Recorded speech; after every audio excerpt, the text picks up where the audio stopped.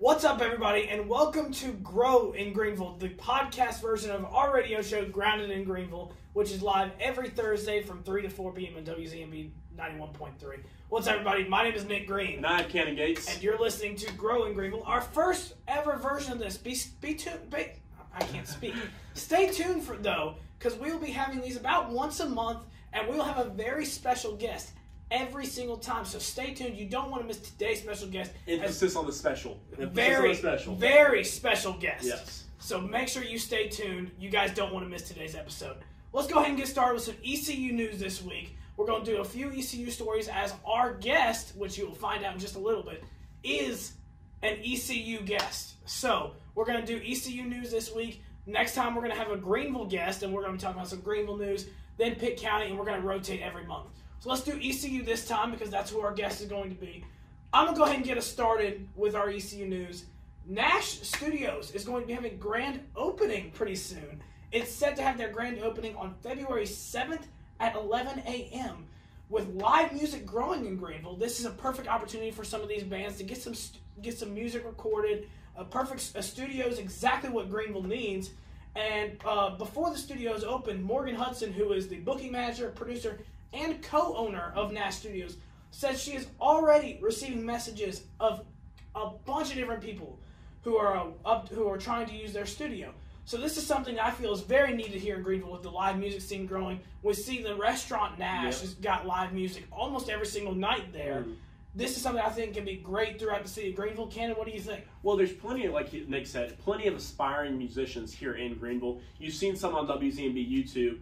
Downtown, pretty much every single bar has some type of live music every night, like Sunday through Saturday. Yeah. So these guys or women bands, anything, they don't necessarily play just in Greenville. They play around surrounding parts, New Bern, they go to Wilmington, Raleigh, that type of thing.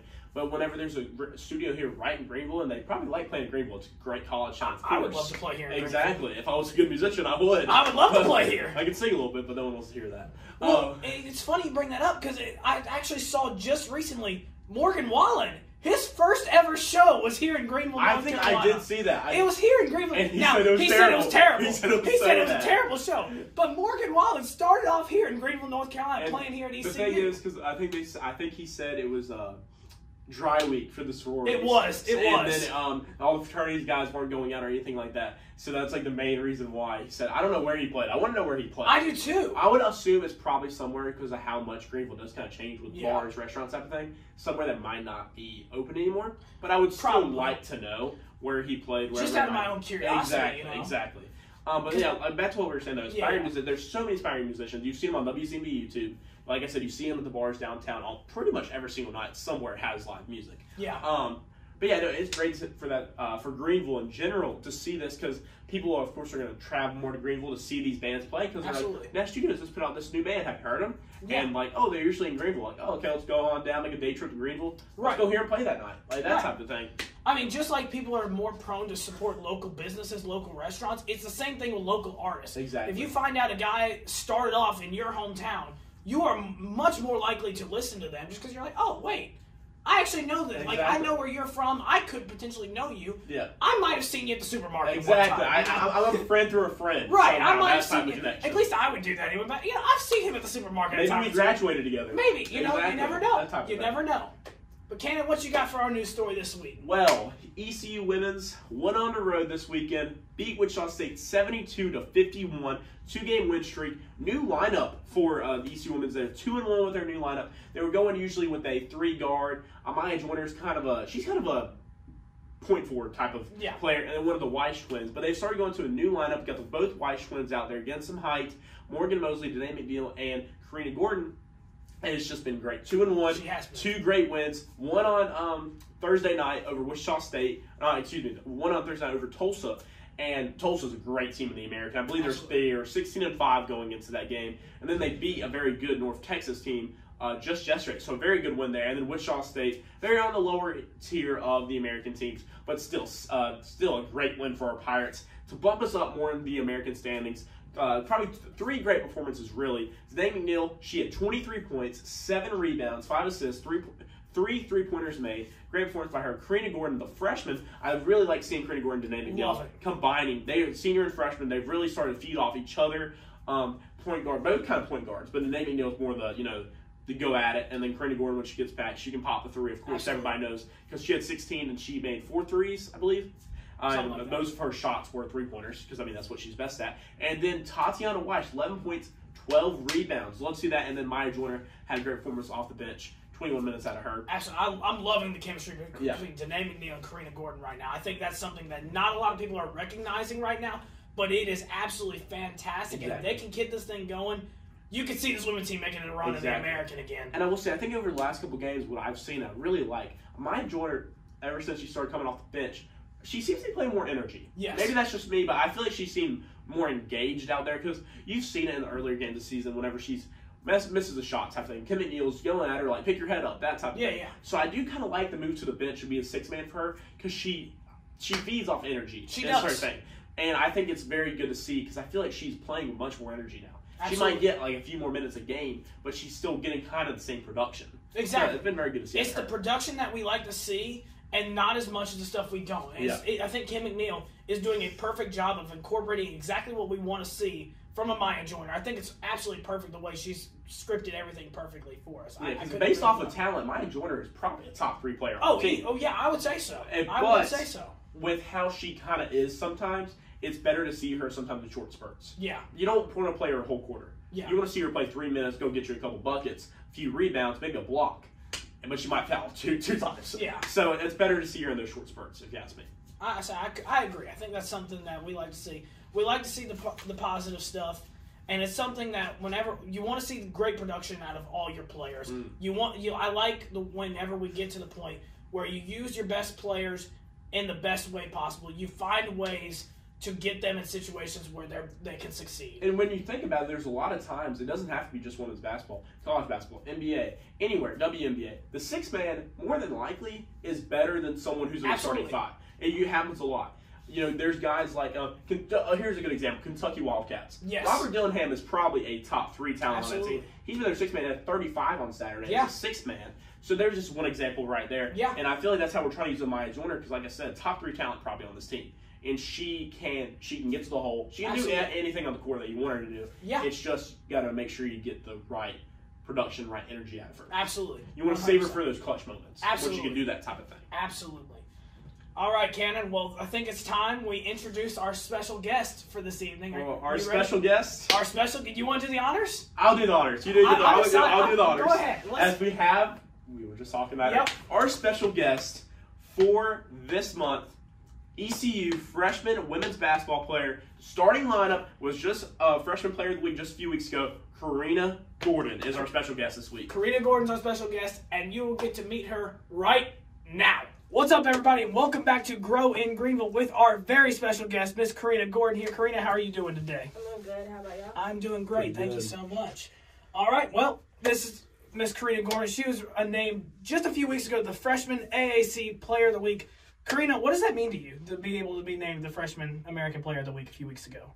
It means a lot, being new to the conference, obviously puts my name out there. Yeah, it feels good. Awesome. That's so good. I know you're coming as a freshman. What has been probably the easiest, hardest transition, whatever you want to go, biggest transition from high school to college? Okay, I'll definitely say the pace that we play at. In high school, it was kind of like a slower pace compared to college. Also the pressure and also the physicality. Yeah, for sure. How has Coach Kim helped in your development from going from high school to college? How has Coach Kim played a big aspect in that? So she recruited me. She told me I'll be playing the combo guard, and with Micah being out, I've been playing a lot of point guard, and she also was a point guard in college, and she's been helping me with pointers, my shot, stuff like that. Awesome. Yeah, she seems to do a very good job of that. Yeah, she does.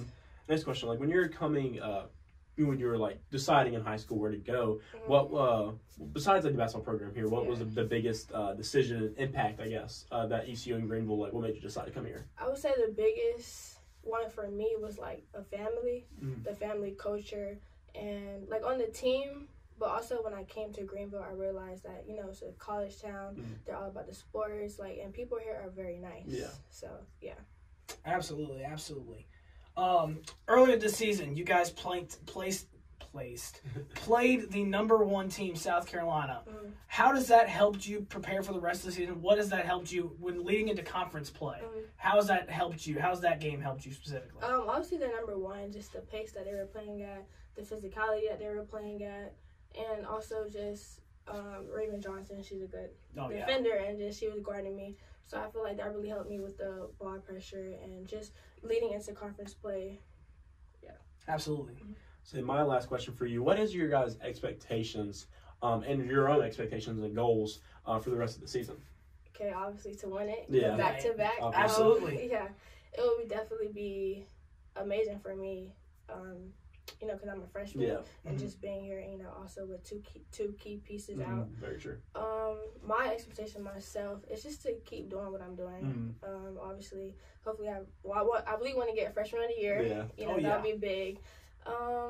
What else?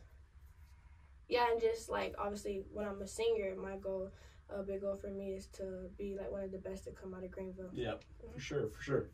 So, well, if you keep doing what you're doing right now, I think freshman of the year definitely is. I would say so. You are playing absolutely fantastic right now. We both had the chance to call some of your games these past 2 weeks, and you've been playing fantastic. Especially the Tulsa game on Thursday. Yeah, the Tulsa game on Thursday. We were both like, man. Very high up about that. I was hyped that game. Yeah, the fourth quarter was amazing. We were on our feet the fourth quarter of that game. Tulsa's they're a really good team. Yeah. Oh yeah, for sure. When we were looking through kind of the standings and stuff, it was like, wow, Tulsa's a really good team. Right. If we can win this game, game, it was a great win. Right. It's a fantastic win to be able to get a good conference win against Tulsa. And then we've got Charlotte on the road. Help walk us through that a little bit. You got Charlotte on the road. What are you looking at with them? It's home. Oh, it's at home. I meant like coming up, and I said the wrong words. I'm actually calling that game. I probably should know that it's at home, but Charlotte. You got Charlotte next. What you got? What's your expectations for that game? Obviously, they're a good team. They just beat Temple in overtime. I'm looking forward to it. I know it's a rivalry game, and I want to win that game. Absolutely. We'd love to get one win against Charlotte.